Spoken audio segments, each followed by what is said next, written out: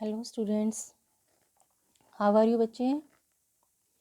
Today we are going to start a new topic of your book EPB lesson 5 clauses and complex sentences.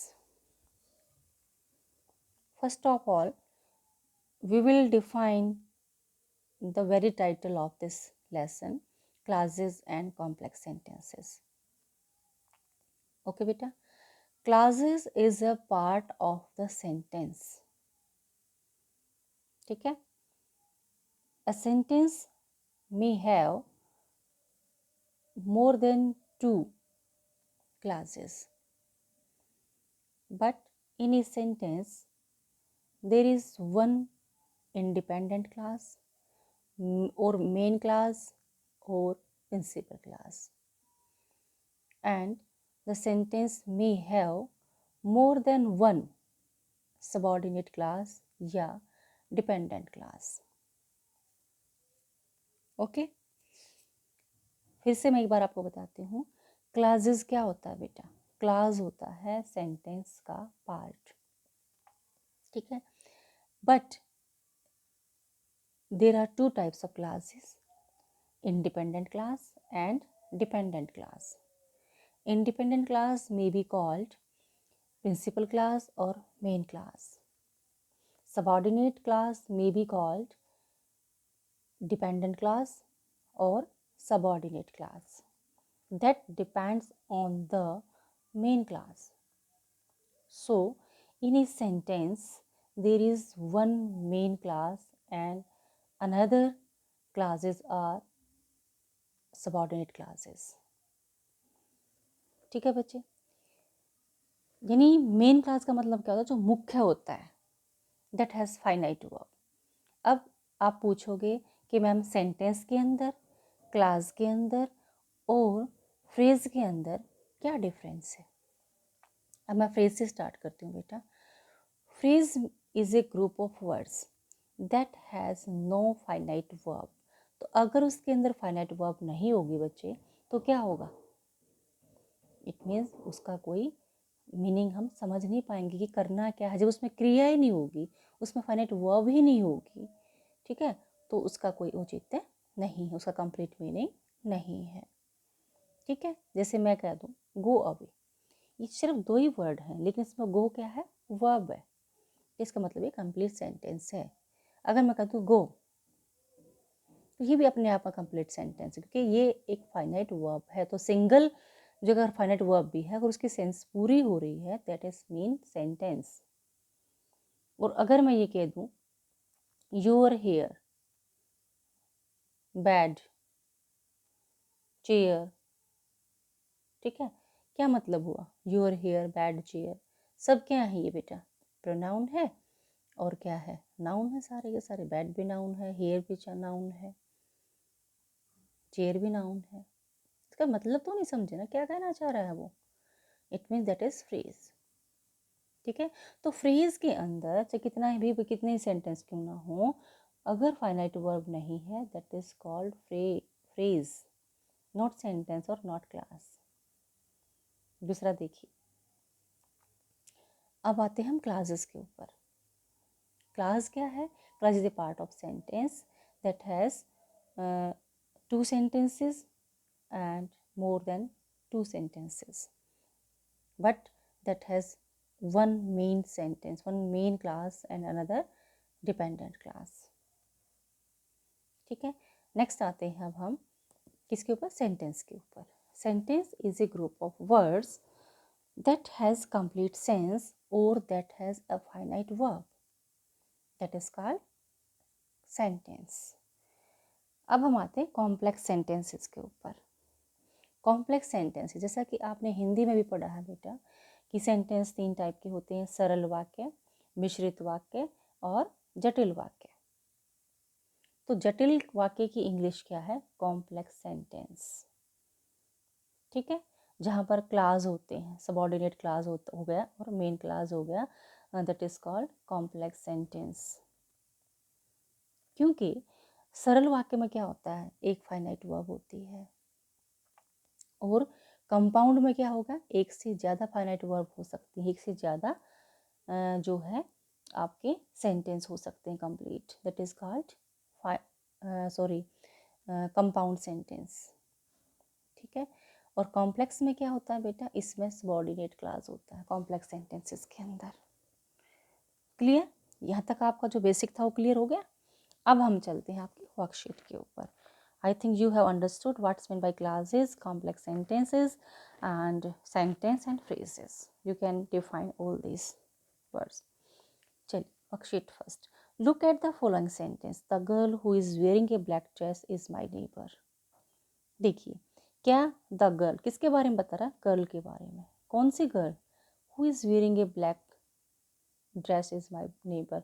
तो the girl is my neighbour, कौन सी girl, who is wearing a black dress. तो the girl is my neighbour, अब आगे पढ़ेंगे बेटा इसको। This sentence can be conveniently divided into two groups of word. The girl is my neighbour, group तो एक सेंटेंस ये बन गया। Who is wearing a black dress, एक सेंटेंस ये बन गया। तो the girl is my neighbour, ये क्या है बच्चे, ये है हमारा इंडिपेंडेंट क्लास, इंडिपेंडेंट क्लास। ठीक है, who is wearing a black dress, that is dependent class. अब भाई देखिए, मैं आपके सामने एक बात कह दूँगी, the girl is my neighbour complete है, इज़ क्या है यहाँ पर, फाइनाइट वर्ब है। ठीक है, फाइनाइट वर्ब है और सेंटेंस कंप्लीट है से the girl is my neighbour. लेकिन अगर मैं ये कह दूँ who is wearing a black dress, who is wearing a black dress, जो ब्लैक ड्रेस पहने हुए है, कौन, क्या, जहाँ पर एक क्वेश्चन अराइज होता है, हमें लगता है कि सेंटेंस कंप्लीट नहीं है, that is called dependent class. ठीक है, अब देखिए यहाँ पर इन्होंने क्लास को डिफाइन किया है, अ class is a group of words that has one subject and one finite verb of its own. इसकी अपनी एक सब्जेक्ट होता है, अपनी एक फाइनाइट वर्ब होती है, दैट इज कॉल्ड क्लास। ठीक है, अब हम let's examine the above example again. अब दूसरे जो ऊपर एग्जाम्पल था उसको हम दोबारा से एग्जामिन करते हैं। The girl is my neighbour, girl क्या है, सब्जेक्ट है, इज़ क्या है, फाइनाइट वर्ब, मैंने आपको पहले ही बताया है। Who is wearing a black dress, is wearing क्या है बच्चे, फाइनाइट वर्ब है, हु क्या है, सब्जेक्ट है, लेकिन अपने आप में ही सेंटेंस पूरा नहीं दिखाई दे रहा है। लेट्स टेक अनदर से example, as I was driving I saw a car following मी। जब मैं ड्राइव कर रहा था तो मैंने एक कार को मुझे फॉलो करते हुए देखा। ठीक है, तो I saw a car following me, that is complete sentence. As I saw driving, as लगने से क्या हो गया, ये एज इससे पहले आ गया, यानी इसमें टाइम का पता चल गया ना कि जब मैं ड्राइविंग कर रहा था तो मैंने एक कार को मुझे फॉलो करते हुए देखा। तो ये अपने आप में पूरा है, लेकिन वहाँ पर एज लगने से क्या हो गया बच्चे, ये बन गया डिपेंडेंट क्लास। देखिए, ये देखो, as I was driving, subject होगा, फाइनाइट वर्ब होगी। I saw a car following me, subject होगा, फाइनाइट वर्ब होगी। क्लियर, चलिए, यानी ये क्लासेस बोले जा रहे हैं। अब देखिए आगे, ये देखो, therefore the sentence has two classes, however it can be noted that one class makes a complete sense in itself, whereas the second class adds more meaning to the first class. It doesn't make complete sense by itself. जैसे हमने पीछे पढ़ा, आई saw a car following में, जैसे मैंने आपको बताया है, makes complete sense, but as I was driving all adds more meaning or depends on the other class of meaning. ठीक है, यानी ये इंडिपेंडेंट क्लास है और ये इसके ऊपर डिपेंड करता है। तो हमारा क्या हो गया, ये कॉम्प्लेक्स सेंटेंस बन गए बच्चे। और मेरे जैसे पहले बताया था कि एक सेंटेंस कौन सा बन गया, ये मेन क्लास बन गया, दूसरा कौन सा बन गया, सबऑर्डिनेट क्लास बन गया। ठीक है, a complex sentence is always made up of one main class and one और मोर सबऑर्डिनेट क्लासेस। ये मैंने आपको पहले ही बताया गया है कि जो भी कॉम्प्लेक्स सेंटेंस होता है, कॉम्प्लेक्स सेंटेंस कौन से होते हैं, जिसमें सबऑर्डिनेट क्लास होता है। तो एक कॉम्प्लेक्स सेंटेंस के अंदर एक मेन क्लास होता है और एक या एक से ज़्यादा कौन सा होता है, सबऑर्डिनेट क्लासेस होते हैं। क्लियर, अब देखिए यहाँ से आपको समझ आ जाएगा। ये एग्जाम्पल है आपके सामने।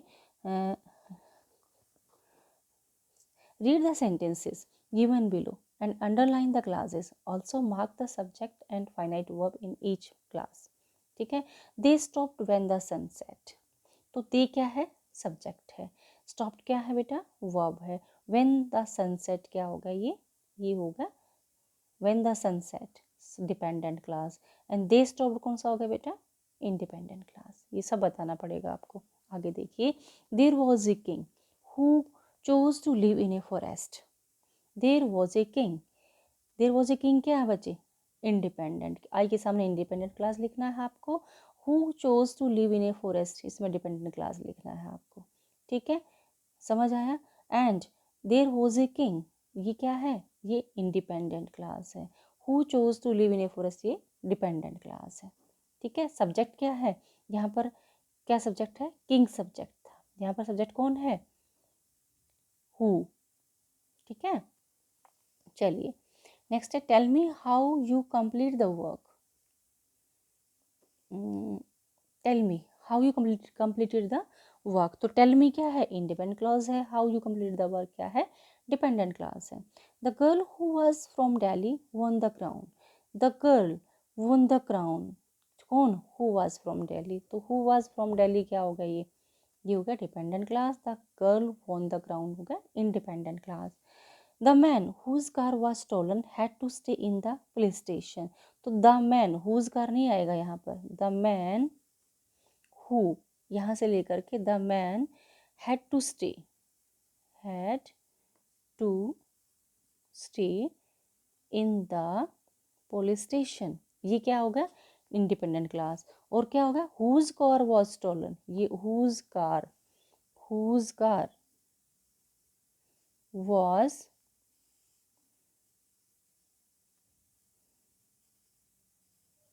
स्टोलन, ये क्या होगा, हुज कार वॉज स्टोलन क्या बन गया बेटा, ये डिपेंडेंट क्लास। ये चलिए, ये गलत दे रखा है इस बुक में। The movie that we saw was boring. The movie was boring, ये होगा independent class. That we saw independent class होगा। You won't reach the school on time unless you hurry. ठीक है, you won't reach the school on time unless you hurry, ये क्या होगा बच्चे, dependent class, ये independent class. The lady whom we saw yesterday is my neighbor. The lady is my neighbor whom we saw yesterday, dependent class होगा। The bridge which was built in a year back has collapsed. The bridge has collapsed, क्या बन गया ये, independent class. which was built in year back, क्या होगा ये, dependent class. if the guests are coming, अगर guest आ रहे हैं, the flat will need cleaning, the flat will need cleaning. If क्या होगा, ये इंडिपेंडेंट हो गया। If the guest are coming, ये क्या हो गया, डिपेंडेंट क्लास होगा। ठीक है बच्चे, तो यहाँ तक आप लोग करेंगे। आगे जो रिमेंबर वाला है इसको आप पढ़ेंगे, क्योंकि रिमेंबर में क्या है, आपका जो अब तक पढ़ा है आपने उसका कंक्लूजन है। तो यहाँ तक आप सब रीड करेंगे। और जो भी मैंने आपको वीडियो में बताया गया है कि what is class, what is phrase, what is sentence and what is complex sentence, ठीक है, then you will tell me in the next working day। ठीक है, ओके बच्चे।